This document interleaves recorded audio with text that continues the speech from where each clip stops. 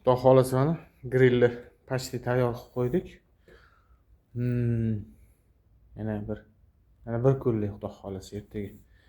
Qamiz. Karkasimiz tayyor, hammasi teshiklarimiz ham teshilgan. Bu ana zatsepkasida kiradi, pastga ilinib turadi. Syomniy bo'ldi hammasi.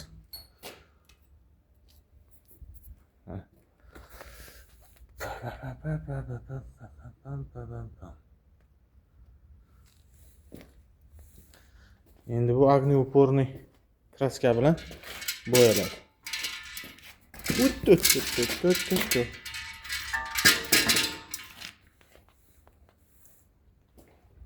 Shunaqa gaplar.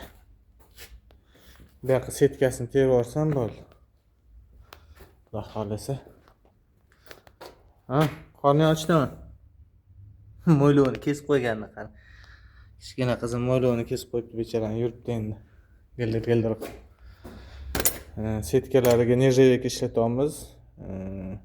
304 markali. Anaqa. Nержавейка stal.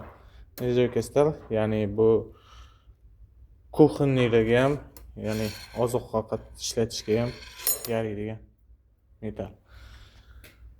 Oxiri ko'sti edi, buzildi. Endi men buni qo'yib oldim, ruchnoy, bolgarkani qotirib oladigan. Buni ham ozgina perdelka qo'yib oldim. Shunaqa gaplar. Kuzatib tursanglar, xudo xolasa grill ham o'rnatib yuboramiz.